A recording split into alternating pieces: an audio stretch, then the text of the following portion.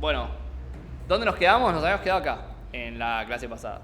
Sí, no vimos nada, o sea, vimos guardas, pero vimos guardas como metidas adentro de force, que igual force es como que medio que no deberíamos ni mencionarlo, salvo para la parte de generar como secuencias, para eso lo pueden usar, pero no como método no como una herramienta de flujo, de control de flujo. Sí lo pueden usar para generarse, por ejemplo, un arreglo de 100 elementos si necesitasen hacerlo, ¿no? Eso pueden hacerlo. No se utiliza como estructura como estructura de control de flujo en ese caso. Pero bien, pero bueno, teníamos guardas dentro de los fors y tenemos guardas dentro de los pattern matchings, que es lo que vimos en la teórica. Esto de yield es interesante por el tema de mónadas. Pueden chusmear tipo cómo se relacionan yields con mónadas, se los dejo de tarea. Pues está bueno. Cómo usar el map en vez del flat map requiere de un yield y demás. Nada, llévenselo para ver. Bien, vamos a la parte de pattern matching. Vamos a entrar un poco más en la sintaxis para seguir familiarizándonos con eso. Breve repaso de lo que vimos hace 40 minutos. Es un mecanismo de control de flujo sin ser un for, un while. Es como el mecanismo que tenemos de matchear sin tener un if concreto.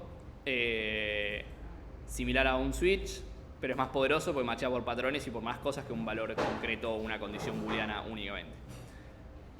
Bien. El match. El match es, como antes preguntaron que no se había entendido, es yo pongo la variable sobre la cual quiero hacer el match e inmediatamente pongo la keyword match, como está acá, y a partir de ahí empiezo a definir los cases, los patrones básicamente sería. Yo puedo tener infinitos patrones dentro de mi pattern matching. Y deberían estar ordenados según el orden de especificidad o de orden en que yo quiero que se evalúen, ¿no? Por una cuestión también de que no entren en el caso más general si yo tengo uno más específico antes. Por ejemplo acá no pondría el case guión bajo, que es el más general de todos arriba, porque entrarían todos en ese caso. Cuando yo por ahí tengo el 1 y el 7 como casos a matchear primero. Por eso los pongo primero. Bien. No se limita a matchar valores literales, como ya vimos, no está limitado al tipo de variable, puede matchar cualquier cosa, puede matchar estructuras que después se desestructuran y puede evaluar condiciones utilizando guardas. Bien. Bueno, el caso de default, como mencioné, se suele utilizar esta sintaxis para el valor default, el guión bajo. Para el caso de números, para el caso de listas, la sintaxis default es lista que tiene un elemento y algo restante. También lo pueden hacer con el guión bajo igual también, me parece. Pero no les va a descomponer. Lo malo de usar el guión bajo es que no lo van a poder descomponer. O sea, no van a tener el head y el tail. Que eso es lo que está bueno de usar ya la desestructuración que te ofrece el patrón. ¿Sí? Pero bueno, esta es la sintaxis. Si utilizásemos números, ya lo vimos antes. Acá le agrega una guarda que puede ser cualquier if acá. Puede ser un if sobre si el valor es mayor que tal, o puede ser un if sobre algo que no tenga ni que ver con la variable. También eso puede pasar. Acá fíjense que pueden usar patrones más complejos, como puede ser si es 6 o 7, o le pueden decir como que esté en un rango de tantos números. También pueden usarlo. O sea, como que es bastante poderoso el tema de los patrones. Así que ahí pueden ver un poquito de todo. Jueguen un poquito con eso para familiarizarse. Bien. De hecho, creo que en el intérprete, en el lector, si no me equivoco, de esto se machea contra literales, o sea, contra caracteres literales o strings literales, que es algo que también pueden hacer. Bien. El ejercicio que nos propone es escribir una función recursiva utilizando pattern matching que recorra una lista de enteros y cuente cuántos números pares consecutivos aparecen. El algoritmo tendría que seguir más o menos esa lógica. Si la lista está vacía, obviamente no hay ningún número de par consecutivo, es 0. Si la lista tiene un solo elemento, también es 0, porque no hay más elementos. Entonces no puede haber pares consecutivos. Si el primer elemento existe y el segundo también, y da la casualidad que los dos son pares, bueno, ahí cuento 1, o sea, sumo 1 a mi contador. Y tengo que seguir recorriendo porque no terminó ahí la lista. Y en cualquier otro caso, continúo porque puede ser que más acá no sé, encontré que había 2 consecutivos, o sea, una lista que tenía más de 2 elementos, pero justo no son pares consecutivos. Bueno, pruebo con lo que sigue porque puede ser que ahí sí me encuentre pares consecutivos. Bien. Ese es más o menos el razonamiento que tengo que hacer. ¿Cómo lo codearíamos esto? Pensé que estaba codeado acá. Vamos a codearlo. O lo hago en intérprete. No, acá no se va a ver nada. No. La madre. Scatsi.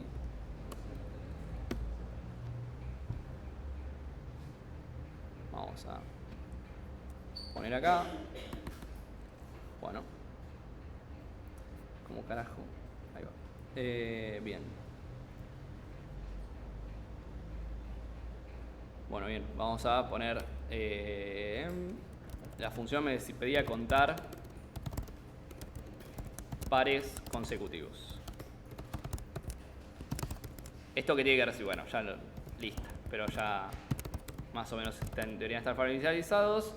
Recibe una lista de enteros, ¿no? Que es lo que nos decía el enunciado. ¿Y qué devuelve? Un entero, bien. Si no me equivoco, la sintaxis es así, pero cualquier cosa, corríjanme, pero porque soy malísimo recordando la sintaxis específica de Scala. De hecho, que no le gustó. ¿Ahí le gustó? Sí, bien, era eso. Bueno, pero no queremos hacer eso. Queremos hacer esto. Sí. Y acá vamos a tener cases. Distintos cases. El case principal, ¿cuál va a ser? Bien, lo primero que tenemos que chequear. ¿Y en este caso qué hacemos? 0, bien. Acá podríamos ya tener esto y tenemos una función recursiva y que contempla todos los casos. Obviamente no resuelve lo que queremos, pero deberíamos poder invocarla con cualquier lista y siempre debería ser 0. Puedo devolver, no sé, 1, 1. ¿Podría usar la diapositiva para el caso de 7 o 6 con el guión bajo lo toma igual? ¿Cómo? Perdón. Ahí usamos case nil, la barrita, guión bajo, y que devuelva a ser siendo nil o un elemento. Tipo esto, nil. ¿Esto decís? No, para un or. Ahora vemos igual, pero primero quiero poner todos los casos de prueba que me gustaría probar. Esto generalmente es algo que nos gusta siempre hacer, ¿no? Los casos de prueba y ver qué debería devolverme en cada uno, ¿no? Yo acá esperaría que me devuelva 0. Acá esperaría que me devuelva... Esto es una lista vacía, entonces 0. En la lista con un elemento me devuelva vacía. En la lista con 2 elementos pares consecutivos que me devuelva 1. Con 3 pares consecutivos que me devuelva 2. Con esto que me devuelva 0 de nuevo. Y después una lista más compleja, ¿no? Como un poquito más larga. Yo creo que con estos son suficientes casos, pero bueno, básicamente yo querría ver qué pasa en ese caso. Y cuando corro run, me debería decir, en todos me devolvió 0, lógicamente porque no hicimos nada todavía. Pero manejamos por lo menos la recursividad, ni siquiera manejamos la recursividad porque no llamamos a nada recursivo. Pero bueno, bien. Ahora sí, construyamos esto. ¿Cómo? Claro, ponerle un or, caso nil o un elemento. ¿Por qué un or? Perdón, ¿qué case querés entrar? ¿Qué caso querés modelar? No, reducir esas 2 líneas en una, nada más. Ah, bueno, pero porque estábamos haciendo nada, ¿no? Pero ahora vamos a construirla. En el caso de... construimos a partir del caso base. El caso base ya está seteado, es este. Ahora tenemos que construir el resto de la lógica. ¿Qué querríamos hacer? Recuerden que teníamos la sintaxis de head y tail, que a veces la van a encontrar como así o a veces así. O pueden llamarla como ustedes quieran, pueden llamarla head, tail. Y no se podría llamar, o sea, primero, dos puntos, segundo, dos puntos, tail. A ver. Y te fijas que primero y segundo sean pares. ¿Cómo hacemos eso? Y ahí usas el guarda if print porcentual 2 igual 0, 0, se sepa. O hacer la suma y a veces te sepa eso. No, porque dos impares se suman par. Ah, Pero yo la B no pensé. pero Y dije, casi lo digo, y por un momento me rescaté, y dije, qué bueno que lo dijiste vos. Ríanse de él, no de mí. Bien. Entonces esto sería esto, decís. Claro, el primero y con el segundo. Bien, o sea, sería una guarda por ambos. No me acuerdo.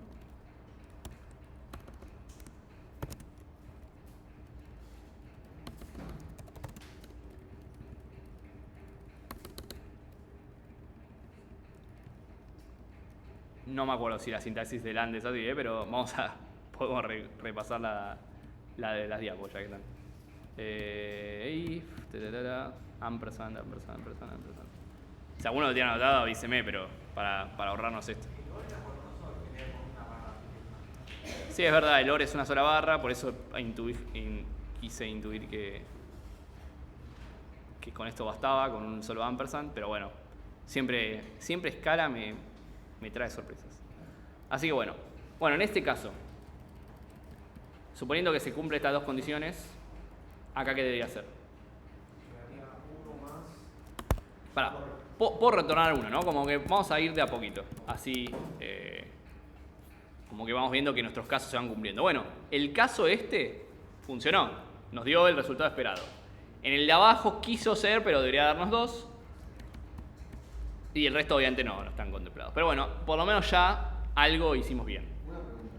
Sí. ¿No se podría poner en vez del if un and directamente y que se cumplan las tres condiciones? ¿Dónde? En vez del if poner un and. No, pero necesitas la guarda.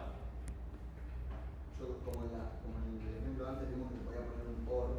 No, pero el OR es para machear la estructura. O sea, el patrón. O sea, esto de acá es el patrón. El patrón puede ser con un OR y eso, pero en este caso no veo que querramos en otro caso entrar en esto. Bueno, acá claramente ya estamos devolviendo, o sea que no va a procesar nada más, además de esto. Nos falta la llamada recursiva, ¿no? ¿Qué tenemos que hacer? Uno más, que se llama otra vez. Uno más. Uno más, bien. Contar pares consecutivos. Y que la lista sea el segundo más la cola. Directo. Bueno, bien. Quería ver si decían solamente lo de la cola. Pues es verdad. O sea, si ya el segundo es un par consecutivo, o sea, quiere decir que hay chance de que ese me sirva para generar otro par consecutivo, ¿no? O sea, si el segundo era un par, lo tengo que seguir utilizando para el segundo chequeo. Bien. Los escucho. ¿Esto resuelve todo? Bien, si no da o sea, si los primeros dos que veo no son pares consecutivos, termina. No nos sirve, digamos. ¿Qué más tenemos que agregar? ¿Qué otro caso tenemos que agregar? ¿Cómo? Bueno, puede ser.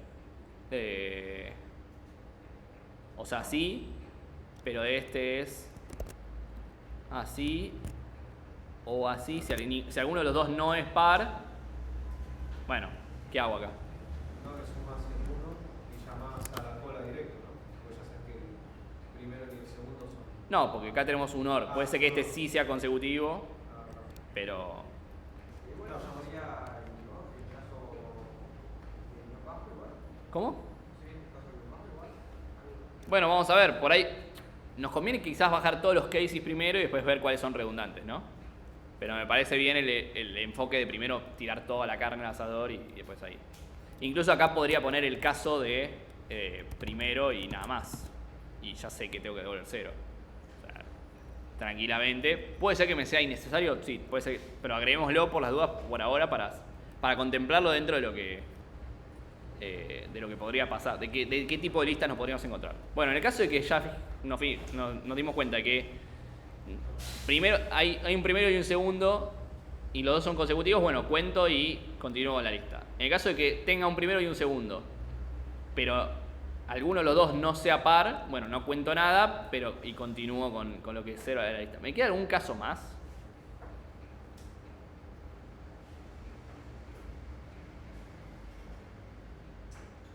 No sería un problema que No, porque lo estoy incluyendo en la lista.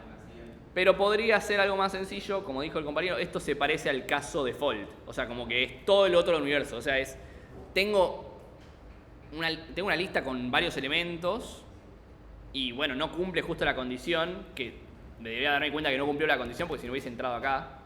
Entonces, si no cumple la condición, podría directamente hacer, no sé, prim y lo que sigue. Y acá hacer contar pares consecutivos de lo que sigue. Y acá ya contemplo el segundo, porque solamente estoy eliminando el primero. Pero el primero es el único que me interesa descartar porque ya sé que no me va a servir. El segundo puede que me sirva o no, puede ser que vuelva a entrar. ¿Lo podría descartar de una? Sí, lo puedo descartar de una. No le veo... O sea, podría tener un caso que sea como este de acá. Y acá como sé que alguno de los dos, como aprovechándome de la información que me dio el case anterior, que es que alguno de los dos no es par, puedo preguntar si el segundo es par, entonces ahí sí lo incluyo y si no, no lo incluyo, como algo del estilo, ¿se entiende? Pero es redundante, o sea, no sé si me agrega mucha más información y solamente estoy agregando. Si me sirve como para explicitarlo, lo pongo, pero no me suma información realmente, podría eliminarlo, lo voy a dejar comentado, pero no me va a servir para nada. Bien.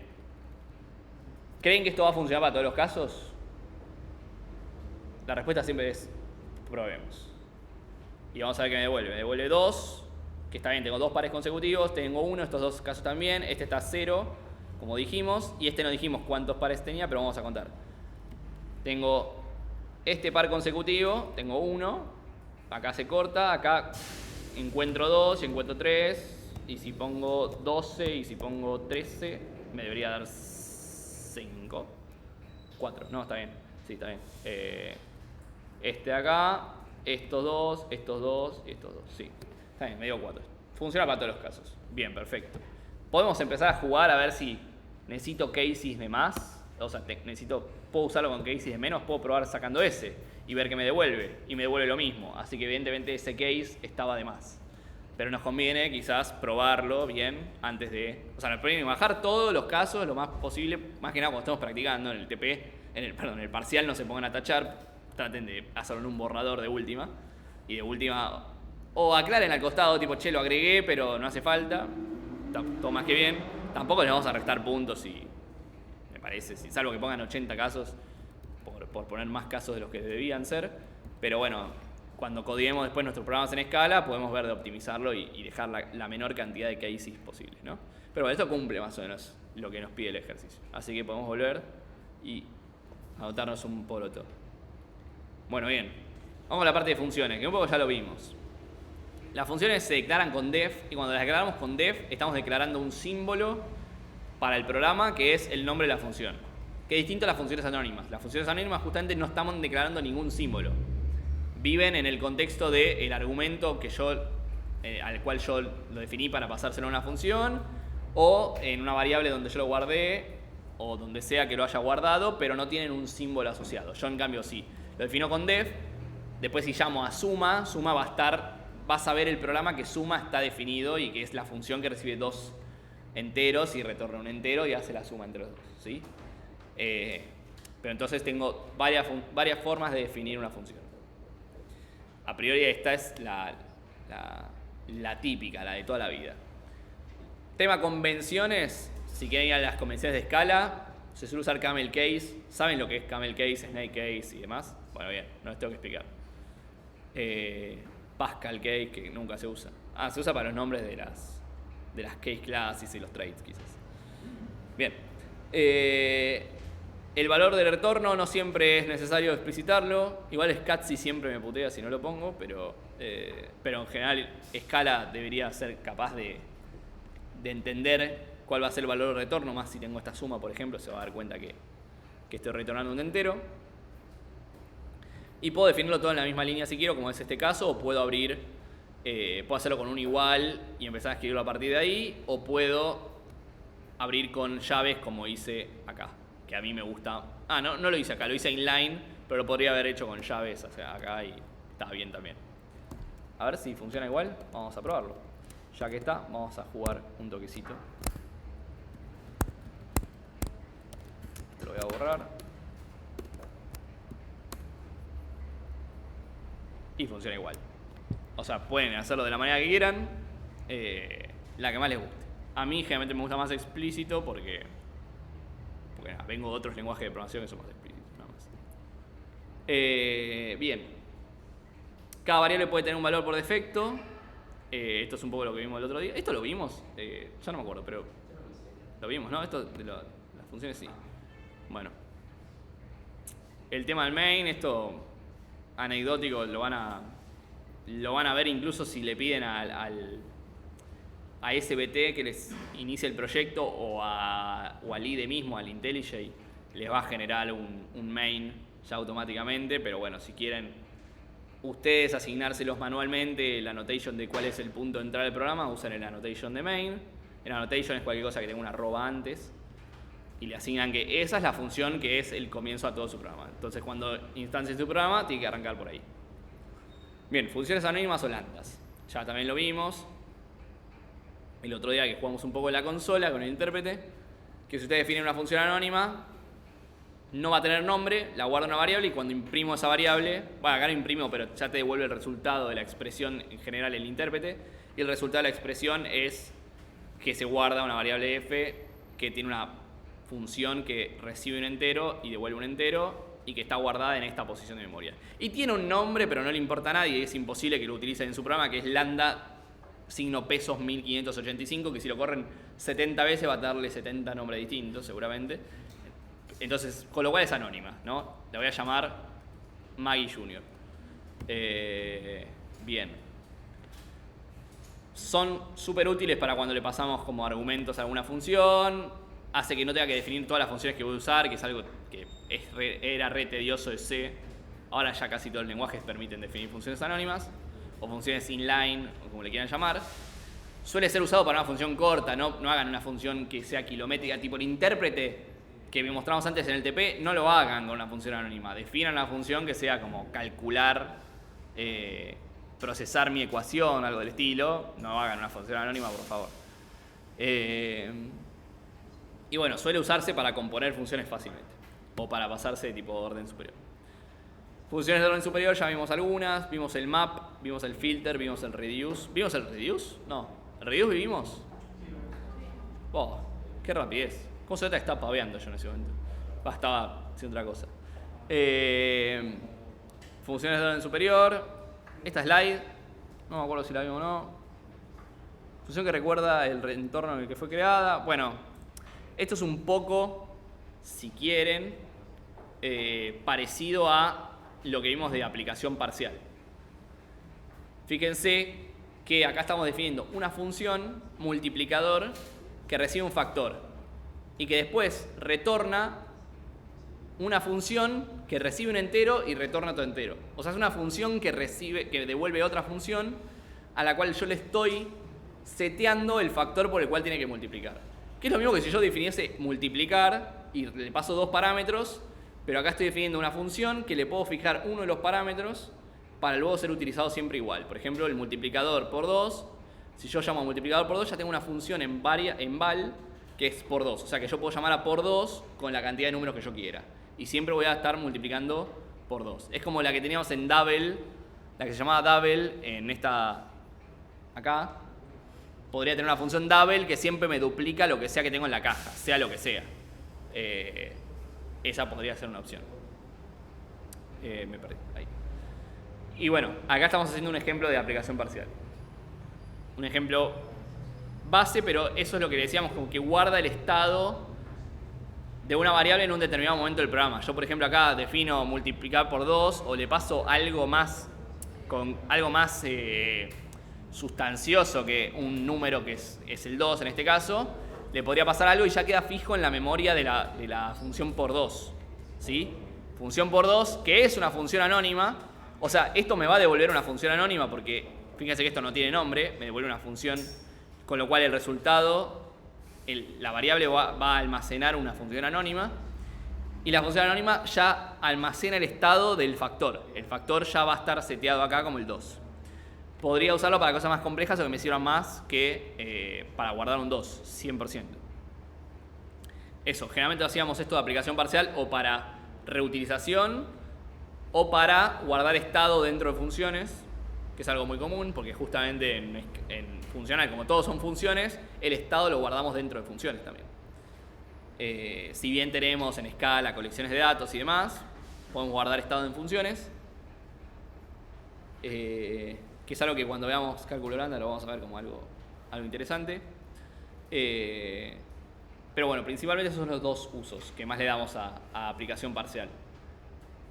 Y bueno, acá terminamos teniendo una función currificada. ¿Por qué? Porque le pasamos el factor de multiplicación y después la multiplicación. Podría yo definir multiplicador 2, paréntesis, ya el 5, y es una versión currificada de un multiplicar, ¿no? Básicamente. Bien. El filter, no hay que hablar mucho más de esto, ya lo vimos exhaustivamente, tanto el nativo como el que hicimos nosotros. ¿El map y el for each lo vimos? ¿No? Bueno, el map seguro lo mencionamos porque son de las típicas funciones que damos cuando damos funciones de orden superior, que es a cada elemento le aplica una función. Aparte lo vimos con las mónadas, básicamente es lo mismo, es el mismo concepto, que va elemento por elemento de una colección y le aplica una transformación a todos los elementos por igual. Y el for each hace lo mismo, pero no transforma el elemento de adentro, sino que hace algo con el elemento. Por ejemplo, imprime. Puedes decirle que imprima, puedes decirle que, no sé, si encuentra un número lo agregue a otra lista. Bueno, eso es algo muy... eso es algo que es algo muy típico de las funciones de orden de las funciones de aplicación parcial, que yo, por ejemplo, le puedo decir, ok, yo quiero una función que guarde el resultado en esta lista. Entonces yo lo que puedo hacer es algo como esto, que es, esto vamos a boletearlo, yo digo, no sé, def,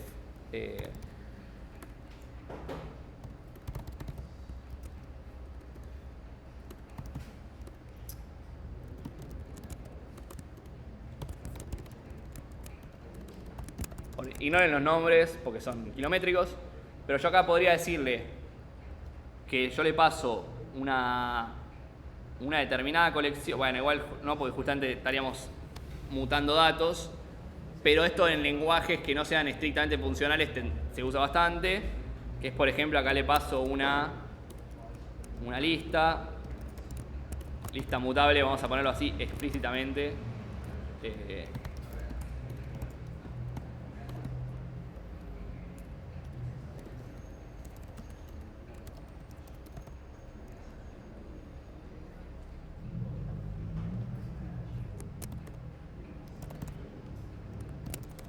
¿Existe eso?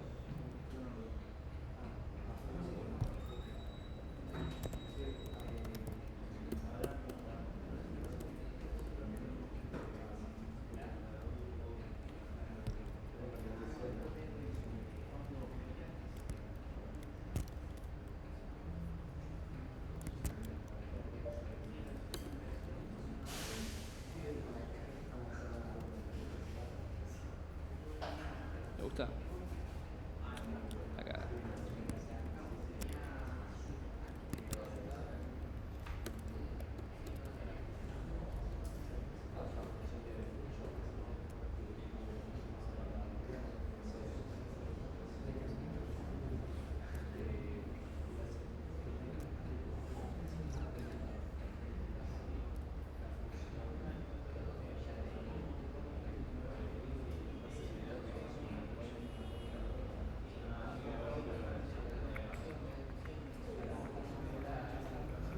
Bueno, vamos a usar Q.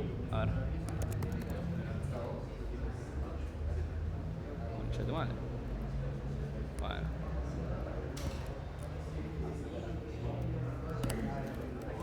Bueno, no importa. Vamos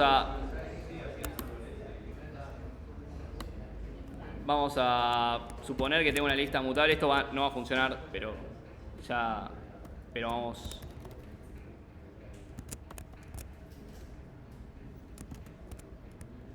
Y esto quiero que me devuelva. No le tengo que especificar el tipo de dato. Pero yo quiero acá retornar otra función que sea que recibe, por ejemplo, un entero.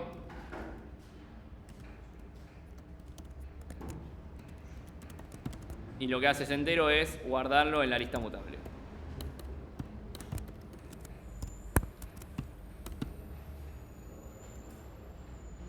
Apen. Claro, acá no voy a poder porque no.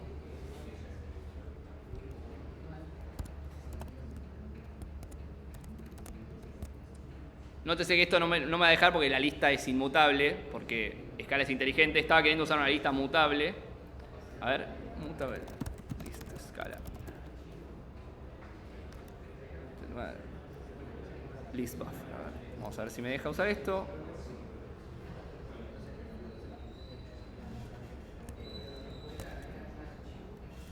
Bueno, ahí va. String.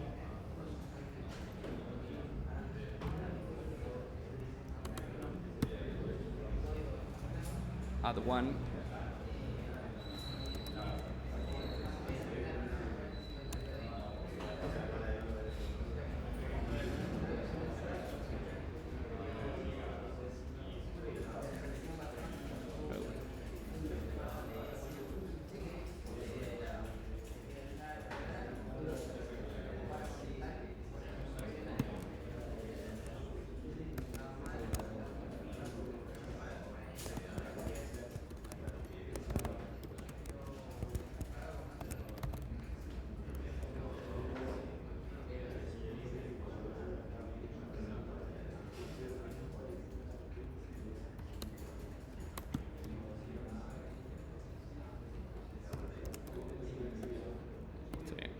A ver.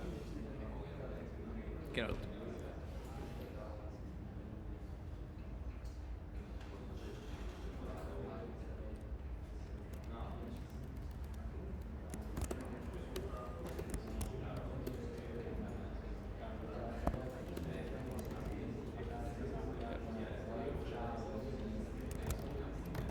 Bueno.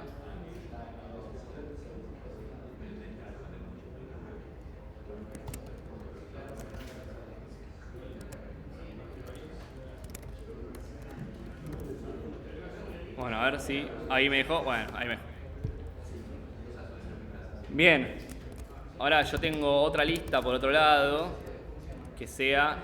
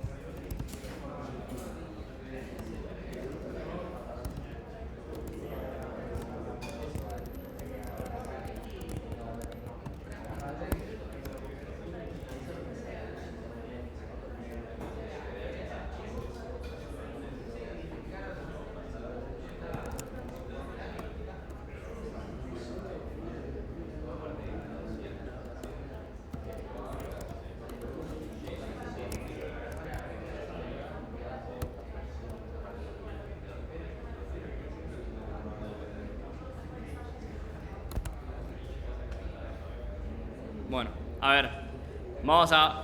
Este es el momento de la verdad, ¿eh?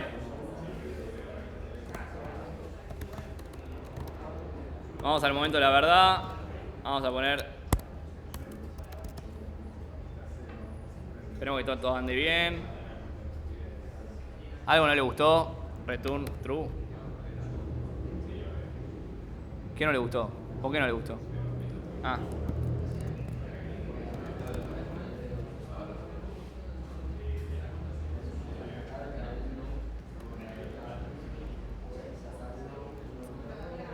Bueno, me deja...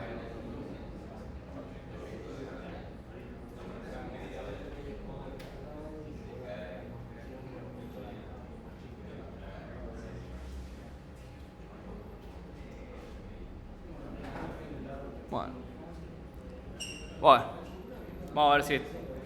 Después se los paso bien.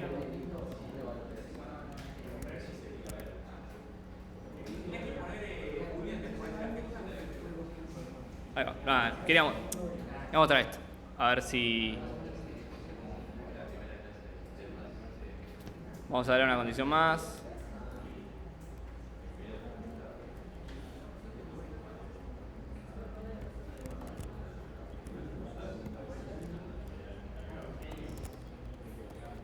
A ver si me deja esto. Bien, bueno. Esto es lo que le decía. Que me sirve para guardar estado. Obviamente, ignoren la parte de lista mutable, pero es para otros casos donde me es útil. Pero para que se den cuenta de cómo me sirve lo del tema de la aplicación parcial, ¿no? Yo defino una función que recibe una lista mutable. Perdón, arranquemos del principio. Yo quiero ejecutar un for each sobre la lista. ¿Y qué quiero hacer con esa lista? Bueno, quiero guardarla en una lista aparte que tengo. O sea, pero el problema que yo tengo es que el for each acepta una función que recibe un entero y hace algo. Y yo no puedo retornar una lista en ese algo porque no va a hacer nada con esa lista resultante. Debería tener una referencia a una lista, la F, pero una referencia como medio global. No está bueno. Lo que yo puedo hacer en ese caso es esa referencia, en vez de que sea global, escopiarla a una función, a la F misma. ¿Y cómo lo hago eso? Le digo, ok, yo tengo una función que me construye una función.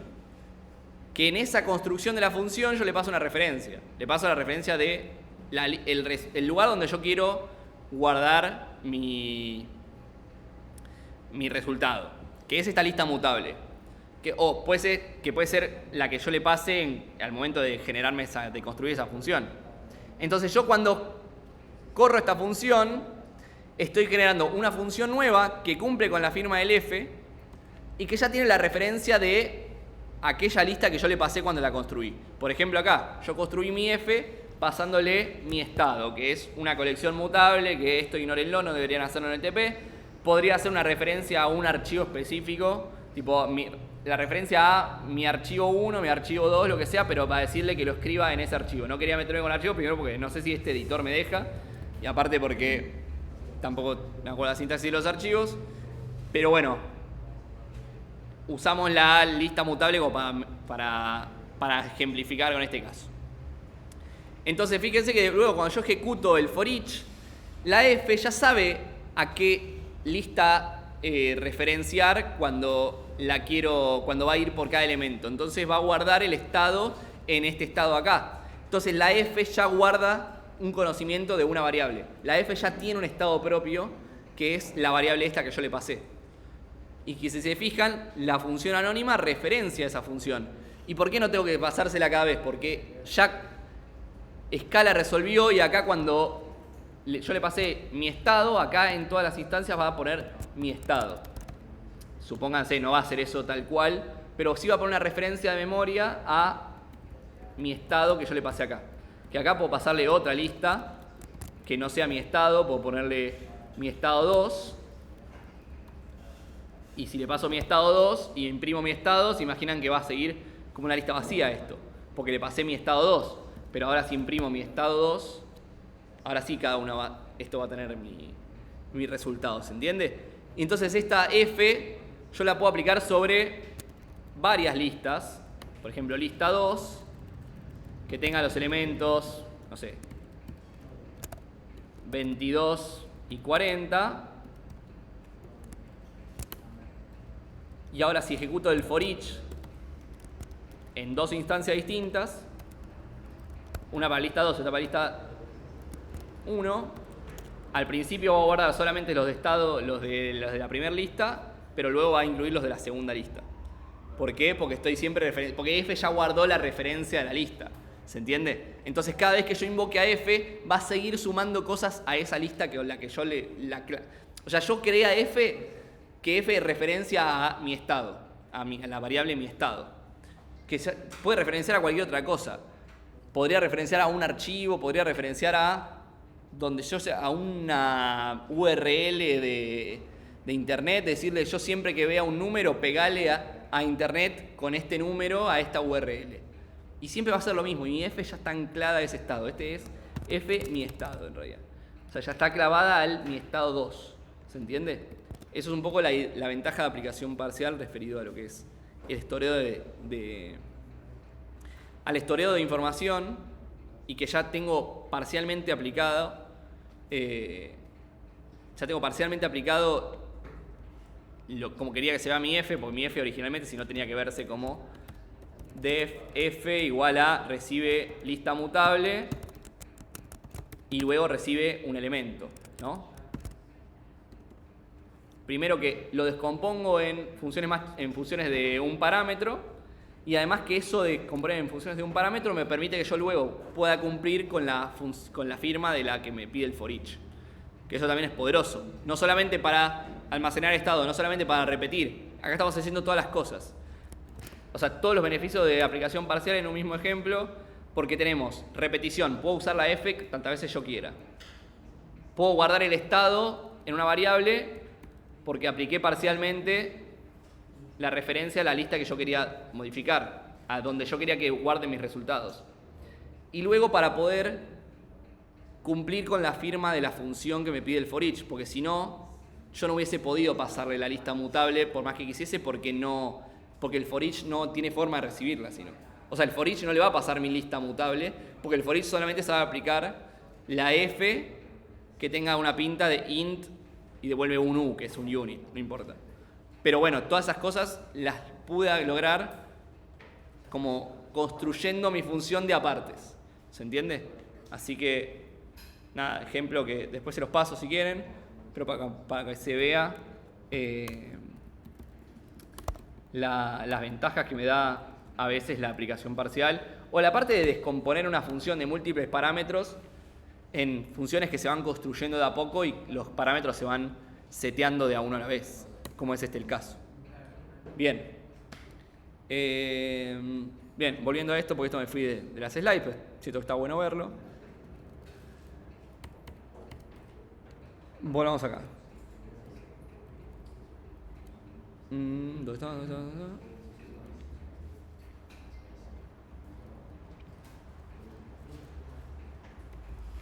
Bien.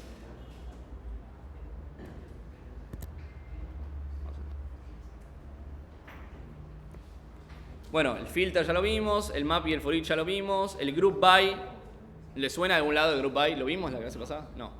Bueno, el group by lo que hace es, que es bastante interesante, es me agarra de una lista o de una colección, me agarra los elementos, o sea, yo agarro una característica de los elementos, por ejemplo el largo, o por ejemplo el elemento mismo es tal cual el elemento, o sea, en este caso como son strings, agarra el string en sí y agrupa todos los que cumplan con el determinado criterio que yo le pasé al group by, que puede ser el largo o el elemento mismo, los va a agrupar de esta manera. Es decir, que si yo le digo agrupame por el largo, me va a agrupar todas las palabras de largo 4 juntas, todas las palabras de largo 7 juntas, todas las palabras de largo 2 juntas. ¿Sí? El resultado, si se fijan, es un map, o sea, un hash, donde la clave es el largo, justamente el valor con el criterio por el cual yo decidí agrupar, y luego el valor es una lista de todas las apariciones, de todos los elementos que entraron en esa categoría, en las que tienen largo 7, por ejemplo, después y a veces, y las que tienen largo 4 son algo y otro. O sea, me permite agrupar de esta manera. Súper útil, típico de base de datos. Si alguna vez trabajaron con base de datos, existe el comando group by y funciona más o menos así. Solamente que no vemos hash maps. Y si decimos agrupar por el elemento, ¿qué va a pasar? Bueno, que cada clave va a ser el elemento en sí. O sea, vamos a ver después como una clave, otro como una clave, a veces como una clave y algo como una clave, y los valores va a ser una lista con el después, que me llevó a que justamente hizo que se genere esa clave, otro va a tener una lista con otro, y así. ¿Qué pasaría si yo tuviese varias veces repetidas la misma palabra? Vería el mismo diccionario con las mismas claves, pero la lista crecería. Por ejemplo, si tuviese 2 veces la palabra otro, acá cuando aparece la clave otro, la lista asociada tendría otro, porque hubo 2 apariciones de otro.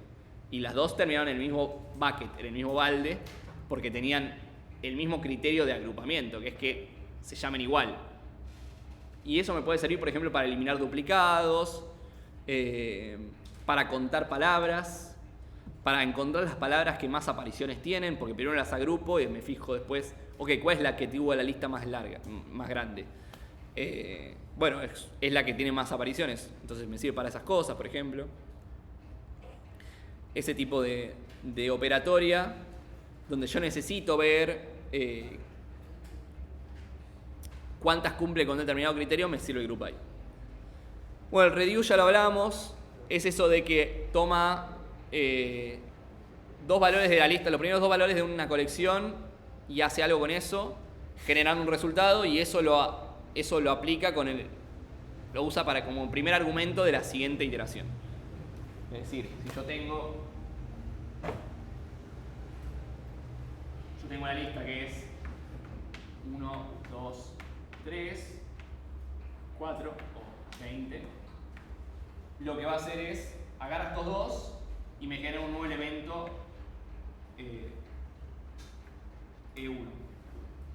Y luego, para generarme el elemento E2, va a tomar estos dos y luego así a generar E3 hasta que termine la lista, y este es el resultado del reduce, ¿no? El último, el que ya unió a toda la lista, esto es el resultado. Bien. Más o menos acá entendimos, no me acuerdo si ya lo habíamos visto la vez pasada, y habíamos mencionado que también estaba el fold, que el fold es muy parecido, pero lo que hace es define un primer elemento, que es como el caso, o sea, como el estado base, y lo que hace es trabaja con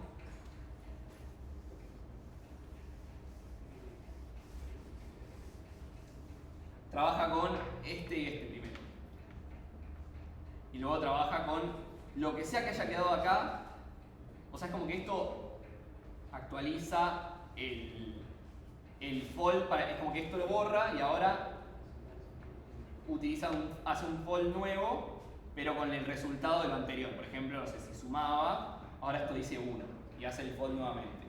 Y así y va eliminando elemento, generando un nuevo fold para la lista restante. Lo pueden pensar cómo sería codearlo, porque esto es básicamente muy parecido a lo que vimos con pattern matching, que es, ok, yo parto de un estado inicial y luego aplico fold sobre el restante de la cola, luego de haber operado con el header y el fold. Nada, detalle. O sea, si les interesa se lo pueden codear. Me parece que es un ejercicio piola para practicar. Bien. Que es justamente lo que dice acá. Recibe un valor inicial como argumento y una función de combinación y recorre la lista aplicando recursivamente la función recibida con el valor acumulado como primer argumento. Fíjense que acá, a diferencia del el reduce solamente agarra la colección y le paso la función que toma dos elementos y hace algo con ellos. El fold primero toma como primer argumento, fíjense que está currificada fold, está como aplicación parcial. Pues primero define el valor inicial y una vez que definió el valor inicial, recién ahí evalúa con la función que yo le pasé.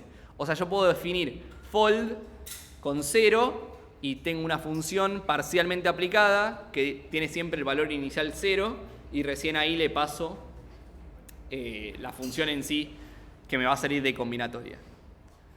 Y es básicamente un reduce con un elemento más, nada más que eso. A veces es bastante más útil que el reduce. Es un reduce que le paso un primer valor, nada más.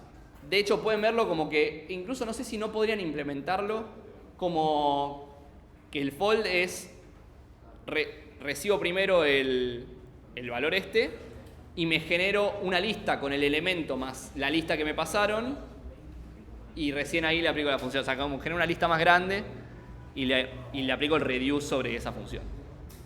Pueden construir el fold con el reduce seguramente.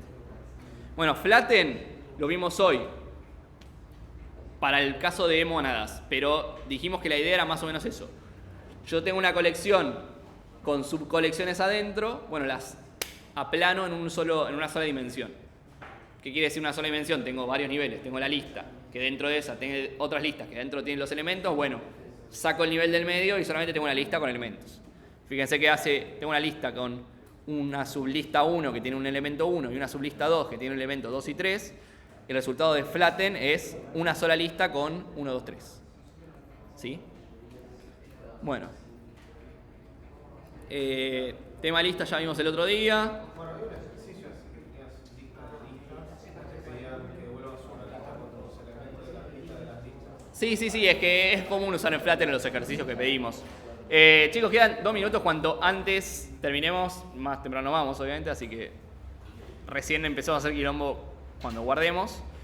Bueno, los maps, no hay mucha diferencia con los hashes que ya conocen, son clave-valor. El group by tiene como resultado un hash map, que es lo que vimos antes. Para agregar un elemento pueden usar el más, para concatenar pueden usar el más, distinto a la sintaxis de lista que usa los 2 puntos. Mira, el menos saca un elemento, no tenía ni idea. Azúcar sintáctico, básicamente. Y como son inmutables también, para actualizarlo puedo usar el updated, que me hace un nuevo mapa con otra clave más. Las tuplas también son inmutables, me sirve para agrupar en elementos. Los paquetes lo vimos un poco con el tema con el ejemplo de la calculadora. Puedo definir packages e importarlos dentro de otros archivos para poder usarlos. Funciona muy parecido con el import de Go y como el import de Python, así que ahí no van a tener tanto. De hecho, el de Python es horrible, este es bastante más amable. Generics, esto lo vieron. Los que hicieron en Go, algo 2, o sea, algoritmos que pueden definir como estructuras o algoritmos, funciones que reciban tipos de datos paramétricos. Lo vamos a ver esto cuando veamos polimorfismo en programación orientada a objetos, así que no me voy a meter mucho con esto, pero tiene la capacidad de hacer genéricos, que básicamente me permite que un mismo TDA, por ejemplo, lo pueda usar tanto para enteros como para strings, como para lo que yo quiera. Funciones sin parámetros es algo que existe, que es básicamente define una función que es una llamada a otra función y simplemente invocarla y que referencia a otra. No tiene nada particular, más que si les sirve, genial. ¿Cuál es la diferencia entre esta función y esta función? ¿Cuál les parece que es la diferencia? O sea, primero vamos con la sintaxis. Y con el resultado que arroja el intérprete. Bueno, una tiene la flecha y la otra no. ¿Qué cambia eso a nivel técnico? Creo que absolutamente nada en términos funcionales. Debe haber alguna cuestión en memoria, pero simplemente no nos interesa para nada. Pero antes, cuando vimos que se podían definir de distintas maneras, esta es una de las formas. Pueden definirla tipo con el arrow function, o pueden definirla como esto, como con el igual y con las llaves y demás. Ah, está bien, no. Igualmente, fíjense que acá cuando definimos funciones sin parámetros, acá estamos definiendo una función sin parámetros, porque esto en realidad es una función anónima que va a invocar cuando llamemos a suma. O sea, estamos definiendo una función suma, pero que por dentro va a terminar invocando una función anónima. En cambio, en esta versión no, estamos directamente definiendo la función con el body ya incluido y no hay una función anónima de por medio. Bueno, nada, ejercicios para que hagan: escribir una función que junte los números de una lista sin usar métodos de ordenamiento. Fíjense cómo lo hacen con las herramientas que tenemos de map, filter, pattern matching y demás. Hay ejercicios que van a hacer simplemente usar funciones de orden superior. Hay ejercicios que van a hacer pattern matching exclusivamente. Hay ejercicios que van a hacer la combinación de ambas. Practiquen y vean qué onda con eso. Hay ejercicios donde van a tener que usar variables auxiliares, o sea, estructuras auxiliares como usaron toda la vida, tipo a veces hashes, a veces listas o lo que sea. Bueno, nada, acá tienen varios ejercicios nomás. Pueden ir practicando. Ya tienen toda la guía para hacer, básicamente. Así que, nada.